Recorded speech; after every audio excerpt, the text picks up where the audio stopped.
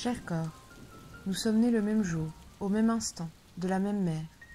Nous avons grandi et évolué au même rythme, l'un préservant l'autre, mon esprit et mon corps, l'un avec l'autre.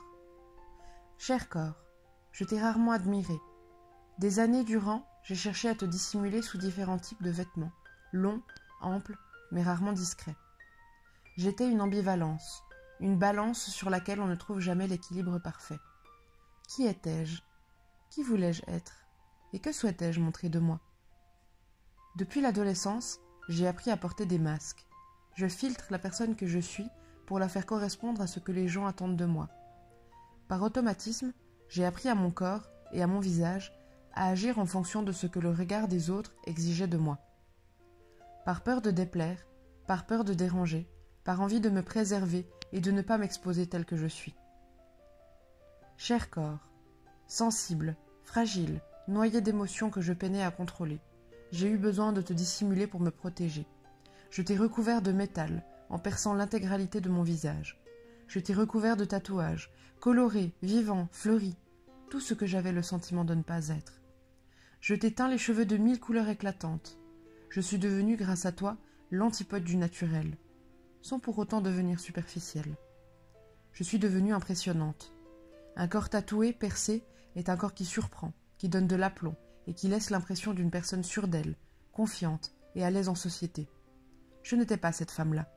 J'étais au contraire timide, réservée, démunie de toute confiance en moi. Je me suis entourée de malveillance, de personnes qui, par leur statut auprès de moi, auraient dû me tendre la main, trouver chez moi avec positivité les raisons de leur présence dans ma vie. Mais à les entendre, je n'étais que négatif. Trop grosse, trop tatouée, pas suffisamment belle, apprêtée ou maquillée. J'avais beau continuellement chercher à correspondre à l'image que l'on souhaitait voir de moi, j'avais beau chercher à plaire, je n'étais jamais suffisamment féminine. J'ai mis plusieurs années à réaliser que ce n'était pas mon corps le problème, que j'étais telle que je devais l'être.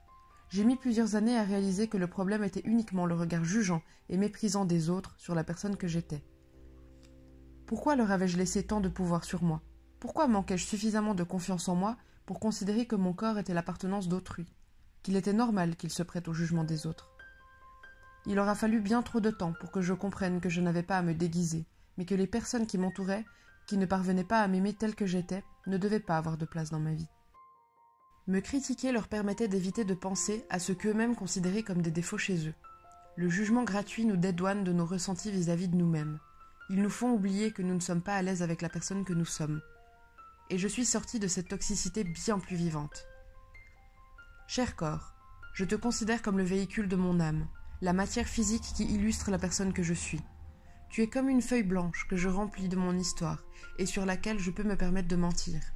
Personne ne verra mon âme. On n'en voit que les murs extérieurs, façonnés comme je l'entends. En jouant avec toi, cher corps, j'ai appris à me protéger. Les gens bien souvent ne s'intéressent qu'à l'enveloppe corporelle. Ils s'arrêtent au visuel. Je me sens ainsi protégée comme une toute petite fille dans un immense château entouré de herses. L'enveloppe n'est pas le parallèle de mon âme, mais je m'y sens à l'aise, préservée. Cher corps, je t'ai détesté. À entendre les autres te critiquer, j'ai perdu toute notion de réalité. Et je t'en ai voulu, d'être si lourd, si gros, si mou et si laid. Je voulais que tu sois le corps d'une autre. J'observais tes formes avec dégoût. Je t'ai manqué de respect, et j'ai laissé d'autres gens te manquer de respect, simplement parce que je n'ai pas su refermer la porte de ce château que tu représentais. Je ne trouvais pas le moyen de retrouver confiance en toi. J'avais le sentiment de ne plus savoir flotter, de ne plus refaire surface dans ces eaux déchaînées qu'étaient mes ressentis envers toi. Cher corps, tu as porté 7 bébés et tu as donné naissance à 3 merveilleux petits êtres humains. Je t'ai vu prendre en ampleur, en rondeur, et je t'ai aimé, enfin, pour la première fois. À chaque fois que la vie grandissait dans mon ventre, je n'ai été que confiance.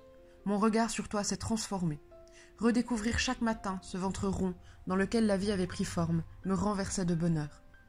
Nous étions capables, toi et moi, ensemble, de mettre au monde des enfants, mais également de les nourrir. Depuis 8 ans maintenant, mes seins créent le lait qui nourrit mes enfants, sans interruption. Depuis 8 ans, chaque journée est parsemée d'instants hors du temps, ma peau pressée contre celle de l'un de mes enfants, à le voir déglutir la source de la vie, ce lait frais qui leur est destiné. Cher corps, à travers la maternité, je suis devenue celle que je suis. J'ai appris à être fière de toi et de tout ce que tu pouvais accomplir. J'ai observé avec amour les sillons laissés par les vergetures le long de ta peau. J'ai laissé la gravité reprendre ses droits sur mon ventre et sa peau distendue, sur mes seins et leur volupté. Tu n'es plus aussi ferme que par le passé. J'accueille. Et il y a ces petits astres, ces bébés étoiles qui se sont envolés avant même d'avoir atteint la lumière du jour.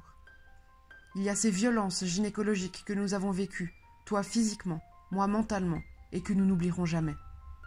Parce que oui, cher corps, plusieurs fois tu as été endormi et opéré pour te retirer les particules de mort qui stagnaient au creux de ton ventre. Ces bébés que je ne connaîtrai jamais et que je ne regrette plus, après des années de deuil. Ces bébés pour lesquels on m'a interdit de verser une larme parce qu'ils n'étaient encore qu'à la taille de petits pois. Ces bébés illégitimes puisqu'absents, mais que j'ai aimés si fort. Cher corps, j'ai laissé bien trop de gens, de proches, de professionnels, abuser de toi, te maltraiter, te violenter. Un corps-objet dont on se sert si on en a besoin, selon son bon vouloir. J'ai bien trop souvent consenti. Je ne t'accepte pas encore, cher corps, mais j'apprends à te respecter et à vivre avec toi, sans craindre l'impact violent des jugements qui jusqu'alors me faisaient flancher. Je te respecte désormais suffisamment pour me fermer aux impacts négatifs, et pour n'écouter que mon propre opinion à ton sujet.